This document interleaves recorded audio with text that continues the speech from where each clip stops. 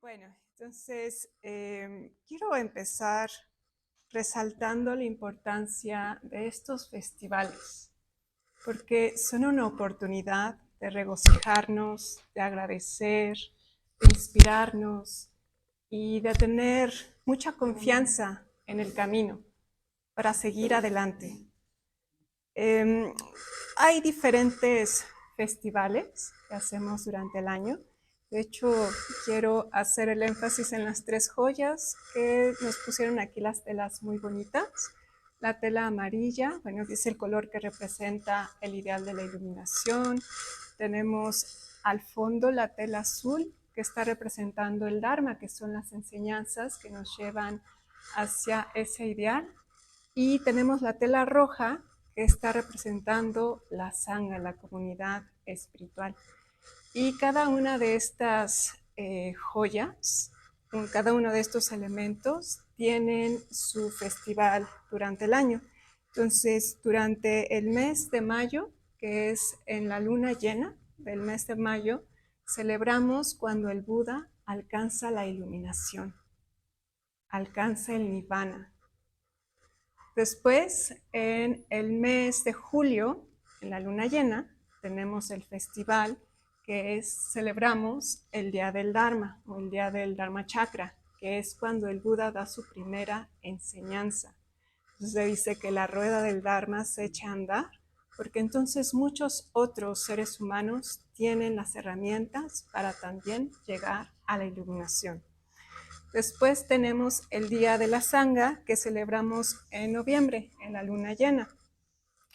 Y en esta, pues, se celebra, ¿verdad?, a todos aquellos que han logrado la percatación y también la comunidad espiritual, que tenemos compañeros que van junto con nosotros, avanzando paulatinamente hacia la iluminación.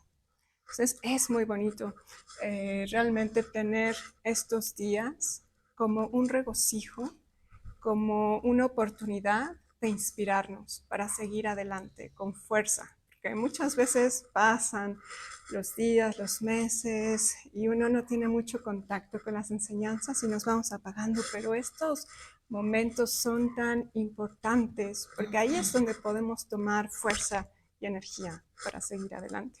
Y bueno, aparte de estos tres festivales que son los principales, tenemos este que es el Día del Parinibbana, en donde el cuerpo físico del Buda muere. Y tenemos otro que se celebra el 8 de abril, que es el nacimiento del Buda. Y de hecho, ese día es el día que Sangharakshita elige para hacer las primeras ordenaciones de la orden budista Triratna, ¿no?, que es un dato también muy bonito. Pero bueno, vamos a regresar al día del Parinibbana. Algunas tradiciones, fíjense, celebran el día del Parinibbana en el día de la luna llena de este mes, pero sobre todo son las tradiciones Theravada. El 15 de febrero lo eligieron las tradiciones o las escuelas del budismo Mahayana. Entonces, bueno, Triratna, pues ahí se alineó a esta tradición del budismo, ¿no? Pero sí tenemos estas diferentes fechas por si algún día van a Oriente y se encuentran, lo festejan otro día. Bueno, también hay dos diferentes textos, dos diferentes discursos que nos narran o nos ilustran los últimos días de el Buda antes de su Parinibbana. Estos textos, uno es de la tradición Theravada o del budismo temprano, que se llama el Mahaparinibbana Sutta.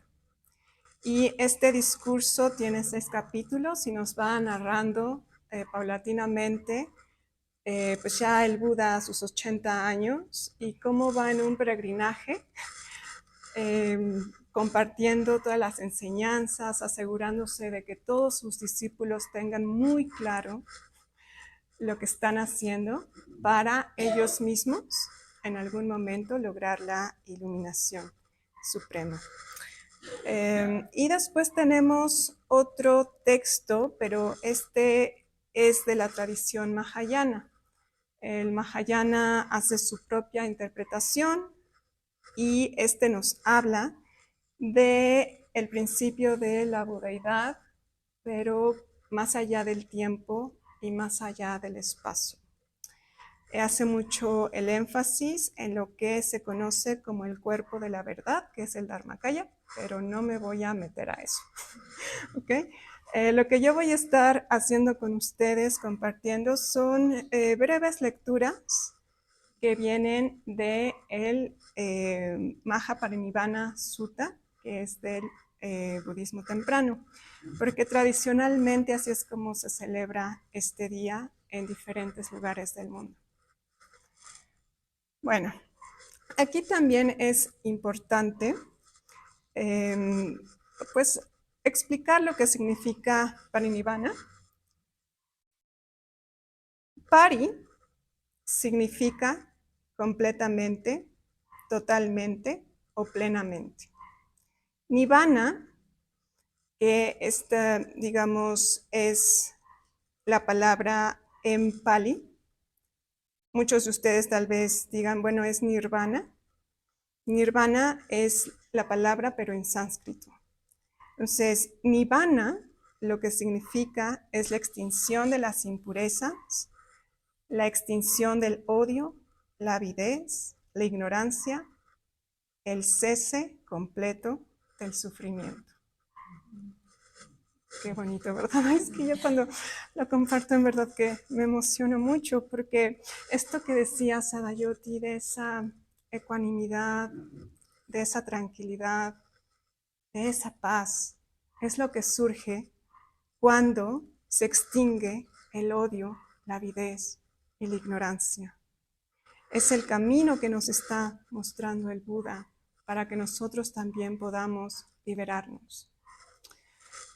Entonces voy a hablar más adelante en detalle de esto.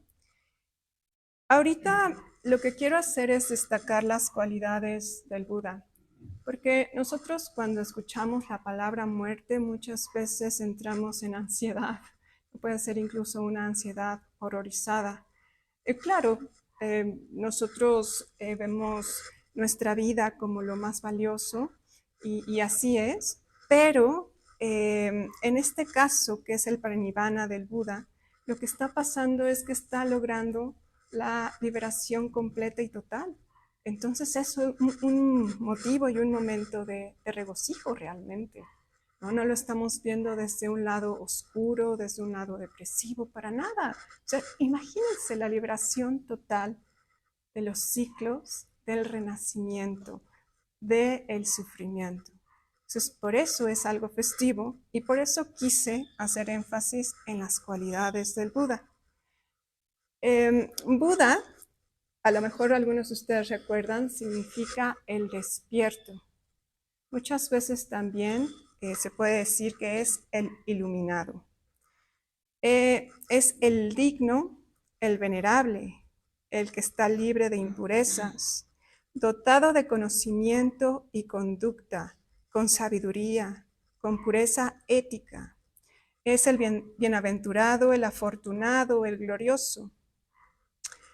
También es el victorioso, el que ha ido más allá de los reinos de la existencia condicionada, el rey del Dharma, de las enseñanzas, soberano de la verdad, general del Dharma, líder de la enseñanza, compasivo o de gran compasión, insuperable guía y conductor, al que nos conduce hacia la liberación, Señor del mundo, protector de los seres, cumplidor de la verdad, el Ser Supremo, el primero en el camino, el sabio de los Shakyas, Señor del Dharma, el más excelso entre los seres de dos pies, destructor de los enemigos, o se hace las impurezas, la propia mente.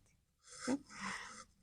Entonces se pueden imaginar todo lo que está pasando en ese Parinirvana. Es que esas cualidades simplemente se despliegan y viven ricamente más allá del tiempo y del espacio. Quería mencionar algunos de los símbolos que nos pusieron aquí en este altar tan bonito, porque fíjense que por aquí tenemos la rupa, que es la postura del león, donde se acuesta el Buda antes de su parinirvana. Y esa postura del león nos está informando también de estas cualidades del Buda. Por un lado nos está indicando que hay vigilancia, o sea, hace que hay concentración, que hay sabiduría. Es por eso que tiene su mano, o sea, es algo que te deja reposar, pero a la vez no te deja quedarte dormido, sino que estás completamente vigilante. Y bueno, lo ponen ahí que tiene que ser del lado derecho y la cabeza tiene que estar hacia el lado norte. Y el lado norte tiene el significado de que se está refiriendo al futuro, pero eso es el gesto de la compasión por el beneficio de otros seres. Y luego también nos está reflejando serenidad o ecuanimidad. Entonces, el Buda acostado pero vigilante. Y por eso se dice que es la postura de león, porque tiene esa fiereza de no perder la vigilancia, aún en momentos tan complejos como son la muerte. Y saben, estaba leyendo el Pranivana Sutta y llega un momento cuando el Buda ya está en esa postura, que es la postura del león, entre los árboles de sala, que aquí también nos pusieron muy bonitos. Y llega uno de sus discípulos, y este discípulo, que es Pukasa, le regala al Buda un mantito color dorado. ¿No? Muy bonito, es así como un dorado radiante, ¿no? Es totalmente limpio, nuevo. Y bueno, en realidad no es un manto, son dos mantos, ¿no? Se los lleva como obsequio al Buda, pues ya de sus últimos días.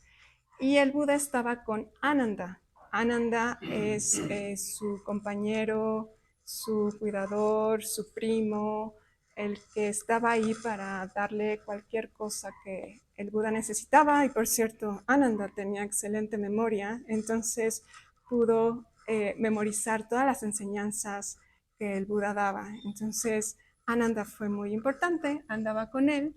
Y bueno, este Pukusa le da los mantos a Ananda y al Buda, y es muy curioso cómo se describe, porque esa es una metáfora, eh, pero se dice que cuando el Buda se pone su mantita, el dorado de la manta queda opacado por el resplandor y el brillo de la piel del Buda, porque irradiaba luz. Entonces Ananda le dice, pero señor, qué maravilla, ¿no? El manto se ha desvanecido, parece como si ni estuviera ahí, por el dorado de las cualidades del Buda, ¿no? Su radiantez, su brillo. Entonces, si se fijan aquí también las rupas representando al Buda, pues son doradas, ¿no? Y nos quieren pues evocar esa cualidad de irradiación, de brillo, de pureza, eh, y que eso también se transmite hacia otros seres. Aquí quería también leerles algunos pasajes de el Sutta, porque es muy bonito cómo se describe esta postura del león. Entonces, aquí hay uno que dice, el bienaventurado se recostó sobre su costado derecho, colocando un pie sobre el otro, atento y plenamente consciente, ¿no? Así nos viene tal cual. Y ahí están las cualidades que les decía que representa esa postura. Después tenemos otro comentario que dice: así como el león, rey de las bestias, no se estremece ante ningún sonido, así el Tathagata, en su último momento, permanece inconmovible y en paz. Qué bonito, ¿verdad? Es otra vez todo lo que el Buda nos puede dar de enseñanza. Y hay otro, déjenme ver. No, esos son los dos versos que quería leerles. Entonces, esa postura nuevamente nos está reflejando sabiduría, ecuanimidad y compasión. Bueno, aquí hay otro comentario que hace Buddhaghosa y viene en su Visuddhimagga, que es otro practicante que después hizo comentarios acerca del canon Pali. Y este es: así como el león se acuesta con majestad, sin miedo, así el Arahant descansa en el Dharma, libre de ansiedad, libre de apego, consciente de la impermanencia de todo lo compuesto. Es muy inspirador. Después, creo que es importante destacar que este día también lo utilizamos para recordar la impermanencia, ¿no? De que todas las cosas están cambiando constantemente. Es importante conectar con la sabiduría, perdón, con la impermanencia o la transitoriedad desde la sabiduría. Porque nuevamente, como les comentaba, pues esto a veces nos puede llevar más como a la tristeza o a la desesperanza, pero no, cuando lo hacemos desde la sabiduría, esto nos lleva más al desapasionamiento. Ya no le damos tanto importancia a las cosas que antes les dábamos mucha importancia, porque sabemos que son transitorias, entonces ya no nos aferramos tanto como antes nos aferrábamos, ¿no? Lo vemos así como que, bueno, sí, ahorita tengo esto, estoy muy contento, a lo mejor tengo este teléfono nuevo, o tengo este trabajo, lo estoy disfrutando, pero cuando recordamos constantemente la impermanencia, sabemos que en algún momento eso va a cambiar, va a pasar. Entonces ya no te aferras, ya no quieres hacer las cosas tan fijas, y cuando llega el cese de esas condiciones, a lo mejor el teléfono se rompe, ya no sirve, te cambian de trabajo o renuncias o lo que sea, pues lo puedes dejar de una manera mucho más ecuánime, de una manera con sabiduría, por decirlo así. Y las aflicciones, ¿no? que se menciona aquí, que mencionaba que el nirvana es la cesación de estas aflicciones, ¿no? Que es el odio, la aridez, la ignorancia. Muchas veces, o en otras, digamos, listas o escuelas, tradiciones, se mencionan no solo esas tres aflicciones o venenos, sino que también se menciona el orgullo, ¿no? Y también la envidia. Entonces, todas esas aflicciones pues nos están perturbando constantemente. En algún otro discurso recuerdo que el Buda describe el nirvana como si de pronto tuviéramos una gran deuda, ¿no? Y que, pues no sé, imagínense una suma de dinero bastante grande y que tienes límite de tiempo, ¿no? Para cubrirla.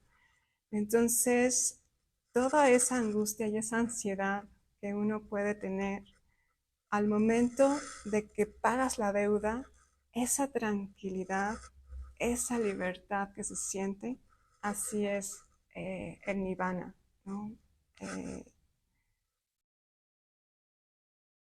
Y bueno, se pueden imaginar también que nosotros estamos constantemente, pues, deseando, queriendo controlarlo todo, que las cosas sean como nosotros queremos, ser los mejores, ser famosos, ser los que más saben.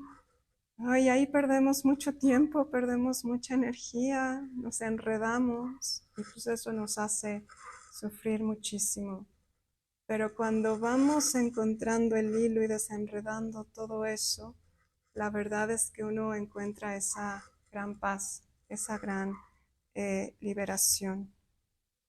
El Buda nos da esta herramienta, ¿verdad? De la atención plena, de la vigilancia, nos da la herramienta de el poder discernir nuestros estados mentales, sus intenciones, para entonces podernos desenredar. Dentro de sus últimas palabras que nos mencionó Ruchira Siddhi, él menciona una palabra que es apamada. Apamada nos está refiriendo mucho a la sensibilidad ética, al poder discernir desde dónde están surgiendo nuestras acciones de cuerpo, habla y mente. Y esto es fundamental, entonces, para que nosotros podamos encontrar esa gran paz, esa gran dicha.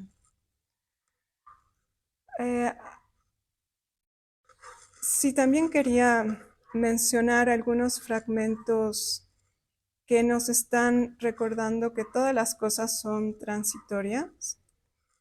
Este verso del Dhammapada nos recuerda también que tiene que ser desde la sabiduría el podernos involucrar con esta reflexión hacia la impermanencia. Dice, todas las cosas compuestas son impermanentes. Cuando uno lo ve con sabiduría, se desencanta del sufrimiento. Ese es el camino hacia la pureza. Y después hay otros fragmentos en el Sutta que dicen, transitorias son todas las cosas compuestas, sujetas a surgir y a cesar. Aquello que ha nacido perece.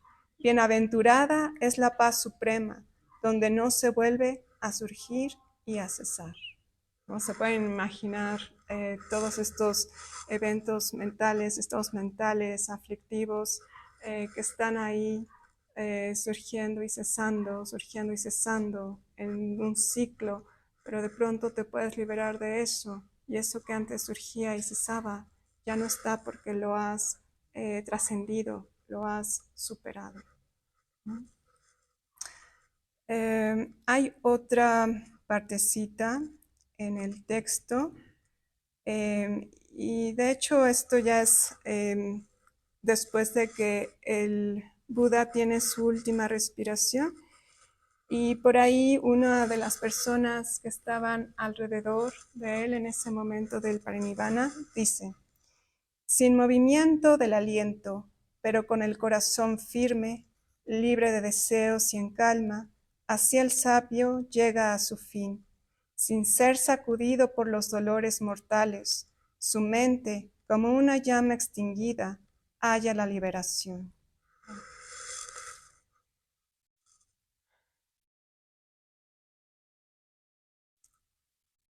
Bueno, entonces ahora voy a pasar a explicar algo que es un poquito más complejo, que son los dos tipos de nirvana.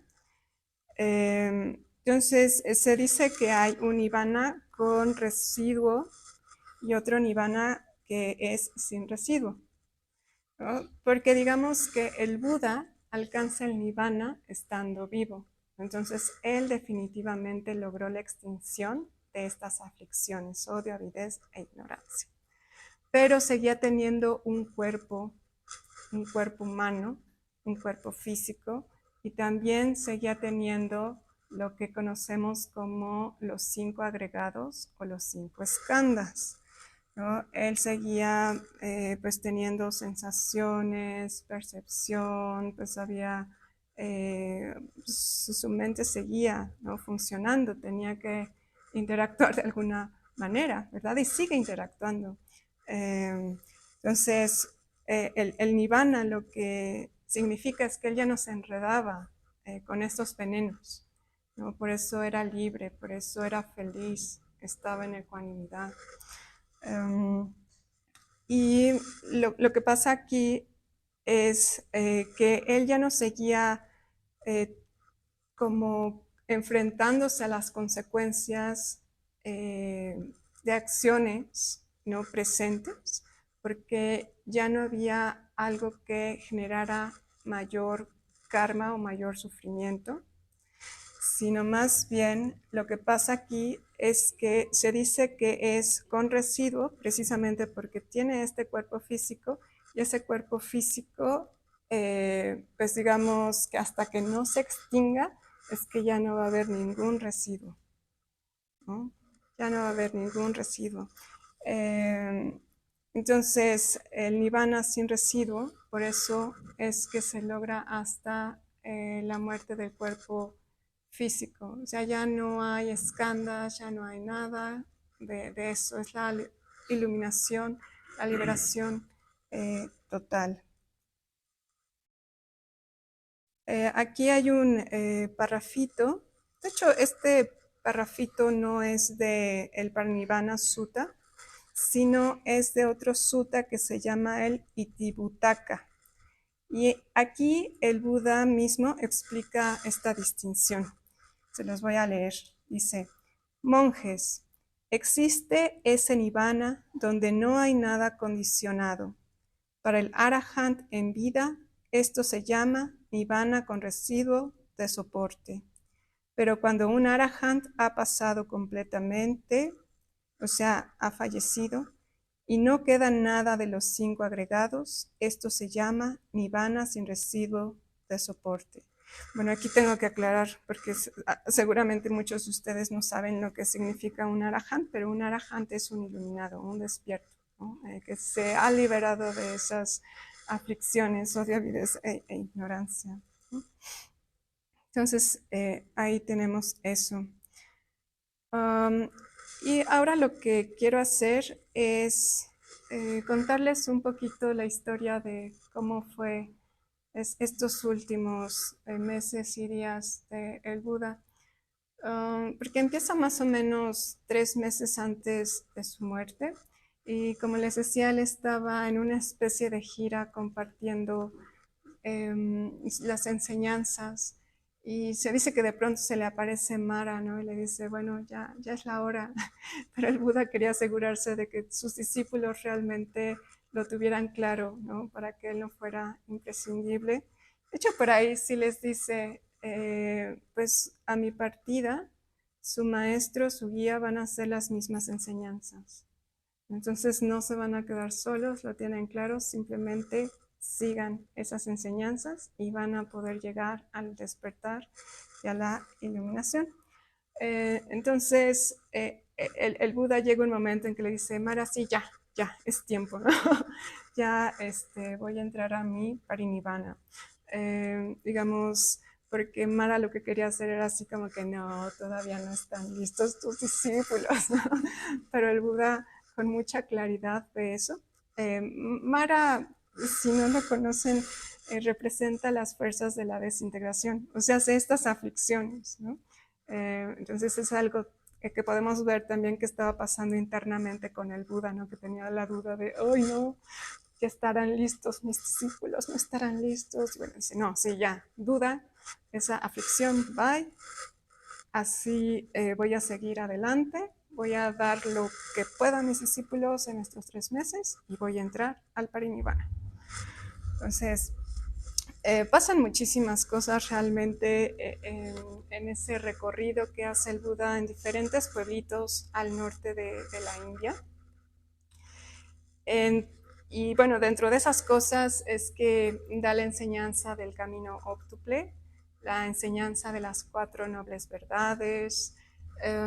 También da la enseñanza a sus discípulos de ser una isla, o sea, hace que no vayan, digamos, a refugio, que no traten de mitigar el sufrimiento, el dolor a través del alcohol, de la comida y de ese tipo de cosas, sino que realmente lo hagan a través de su práctica, ¿no? A eso se refiere el Buda con que sean islas para sí mismos, ¿no? con las herramientas. Y de hecho, aquí fíjense que también comparte lo que es el Satipatthana, los fundamentos de la atención plena, para que realmente ellos puedan tener la capacidad, la vigilancia de transformar sus propias mentes, o sea, no tanto volcándose hacia el exterior, claro, sí volcándose al exterior para ayudar a otros seres, pero no volcándose para tratar de mitigar el sufrimiento, sino que mitigar el sufrimiento se hace a través de reconocer nuestros propios estados mentales, ¿no? Entonces el Buda les da esa enseñanza de ser islas por sí mismos, ¿no? Y bueno, da una cantidad de enseñanzas que no les voy a contar porque ya se me está acabando el tiempo. Y dentro de su recorrido, digamos, el espacio o el poblado que llega finalmente, donde ocurre su parinivana, es Kusinara. Y ahí, pues el Buda ya estaba bastante cansado, ¿no? Ananda pues lo estaba cuidando y todo. Y cuando llegan ahí, el Buda le pide a Ananda que ponga como una camita, o sea, doblando uno de sus mantitas en cuatro y que la ponga precisamente entre dos árboles de sala, y ahí es donde se recuesta el Buda en esta postura de león que les mencionaba. Pero bueno, antes de eso, perdón, quería mencionar a Chunda, porque sí es importante Chunda en este proceso. Chunda es un discípulo que le da al Buda su última comida, pero no le cae bien al Buda, porque de hecho se enferma de disentería y eso es lo que lo lleva ya al colapso total, ¿no? A la muerte. Y Chunda, pues imagínense cómo se sentía, ¿no? Y todo el remordimiento. Um, y lo que pasa con el Buda es que pues le dice a Chunda que no debería de sentir remordimiento, porque él le ha proporcionado el alimento que le ayudaría a pasar sus últimos días, sus últimas horas, entonces que realmente debería de regocijarse y pues que iba a tener muchos méritos para él, ¿no? El poder haber ofrecido este alimento al Buda para acompañarlo hasta sus últimos segundos de vida. Entonces, pues sí, el Buda ya sintiéndose tan mal, como les comentaba, se acuesta en su postura de león. Y bueno, ahí todavía como que estaban llegando diferentes personas porque querían presenciar pues el parinivana. Y dentro de estos, pues todavía había personas que querían enseñanzas, ¿no? Uno de ellos, déjenme acordarme cómo se llama, Subada. Pues fue la última persona que puede escuchar una enseñanza. Y pues de hecho Ananda le decía a Subada, no, no, no, ya, vete de aquí, no, deja al Buda en paz. Pero cuando el Buda escucha eso, dice, no, no, no, a ver, Ananda, ven acá, ¿no? Subada es una persona receptiva y realmente va a recibir de una manera, digamos, abierta lo que tengo que enseñarle. Pero es en la historia muy bonito leer cómo Subada pues logra cierta comprensión y percatación para entonces ir hacia adelante, ir a refugio o comprender, ¿no? En sí la manera de poderse liberar de estas aflicciones. Y después de que pasa todo esto, pues el Buda, fíjense que pregunta por última vez a todas las personas que estaban reunidas alrededor de él que si había alguna duda en relación a lo que significaba, bueno, en sí el ideal, ¿verdad? Esta liberación, extinción de las aflicciones, ¿no? Que si había alguna duda en relación a cualquiera de las enseñanzas, o que si había duda en lo que era la comunidad espiritual. Y pues de pronto, así, un silencio, que nadie decía nada, ¿no? Entonces el Buda vuelve a preguntar, a ver, ¿están seguros que no hay una duda en lo que es el camino hacia la liberación, lo que es las enseñanzas, lo que es la comunidad espiritual? Un silencio atronador. Nadie decía nada, ¿no? Entonces ahí Ananda es quien dice, pues Señor, todos aquí, todos los presentes, tenemos claro lo que nos ha enseñado. Y entonces se dice que ahí es cuando el Buda entra en una meditación muy profunda, en una absorción meditativa, en la más profunda. Y después, en ese momento, alguien dice, oh no, el Buda ya murió. Y Ananda dice, no, no, acaba de entrar en una meditación muy profunda. Pero entonces en eso como que va saliendo de su meditación, después vuelve a entrar en una meditación profunda y en ese momento es cuando el Buda tiene su última respiración y su parinirvana, la liberación total. Se dice que muchos discípulos pues sí estaban muy tristes, muy afligidos, otros no, otros entendían la importancia de ese momento para el Buda. Ananda, de hecho, fue uno de los que estaban muy tristes, pues 20 años, ¿no?, sirviendo al Buda y de pronto pues ya se va. Pero a la vez, pues otros de los discípulos que estaban por ahí, pues platicaron con Ananda, ¿no?, para que pudiera entender las enseñanzas, porque se repite y una otra vez, recuerden que todo lo condicionado, ¿no?, todas las cosas están sujetas a la cesación.